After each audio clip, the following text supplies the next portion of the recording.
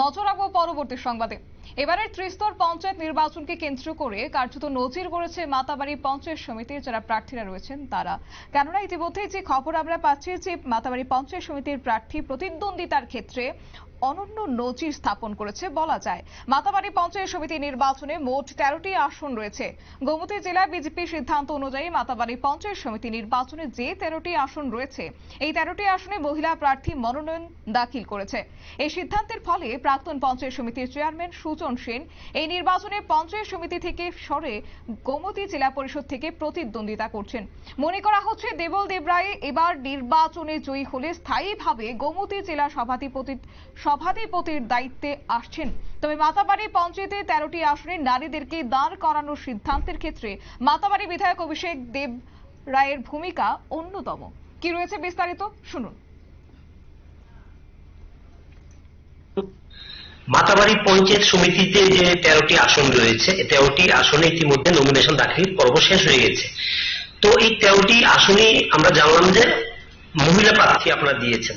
তো এই বিষয়টা নিয়ে কি বলবেন?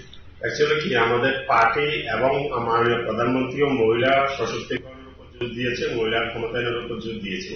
এই বিষয়টি মাথায় রেখে আমাদের যিনি জেলা সভাপতি তথা মাতাবাড়ি বিধানসভার বিধায়ক সম্মানিত অভিষেক দেব রায়, উনার একান্ত ইচ্ছাতে মাতাবাড়ি পঞ্চায়েত সমিতির সবগুলা সিটে মহিলা প্রার্থী করা হয়েছে। রিজার্ভেশন আছে 6 জন সম্ভবত, তাছাড়া বাকিগুলিও তো আমাদের মহিলা প্রার্থী দেওয়া হয়েছে। এখানে যে একটা বার্তা রয়েছে গোমতী জেলাতে, বিশেষ করে টেপানিয়া ব্লকে একটি ঘটনার পর যে বিরোধীরা প্রার্থীতে দেওয়া হয়নি।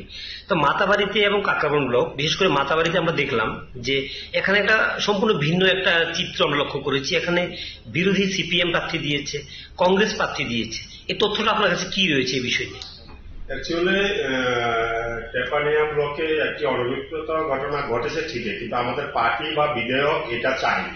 আমাদের মাতাবাড়ি ব্লকও এমন কোনো কিছু হয়নি যে বিরোধীরা যারা প্রার্থী দিতে এসেছে তারা নির্বিঘ্নে প্রার্থী দিয়েছে। পঞ্চায়েত সমিতিতেও 13টি আসনের মধ্যে প্রার্থী দিয়েছে, কোথাও সিপিএম দিয়েছে, কোথাও কংগ্রেস দিয়েছে, কোথাও পার্টি দিয়েছে। এখানে কোনো কারণকে কোনো বাধার সম্মুখীন হতে হয়নি কাউকে, সকলেই ওরা নিজ থেকে প্রার্থী দিয়েছে। 13টি আসনের মধ্যে বিজেপি সিপিএম কয়টি আসনে প্রার্থী দিয়েছে? সিপিএম সম্ভবত 9টি আসনে প্রার্থী দিয়েছে। আজকে তো স্ক্রুটিনি পর্ব শেষ হয়েছে, স্ক্রুটিনি পর্ব শেষ হওয়ার পর সঠিক তথ্য এখনো আমাদের কাছে আসেনি। আপনারা শুনলেন ওনার বক্তব্য। কার্যত মাতাবাড়ি পঞ্চায়েতে 13টি আসনে নারীদেরকে দাঁড় করানোর এবার সিদ্ধান্তের ক্ষেত্রে মাতাবাড়ি বিধায়ক অভিষেক দেব রায়ের ভূমিকা অন্যতম ছিল। তবে বলা যায় নারী ক্ষমতায়নের প্রশ্নে এক ব্যতিক্রমী পদক্ষেপ গ্রহণ করা হয়েছে। সামনে রয়েছে পঞ্চায়েত নির্বাচন এবং এই পঞ্চায়েত নির্বাচনকে কেন্দ্র করে 100% প্রার্থীরা এবার মনোনয়ন দাখিল করেছে বলে আজ জানানো হয়েছে। নিয়ে নিচ্ছে ছোট একটি বিজ্ঞাপন, বিরতির সঙ্গে থাকুন।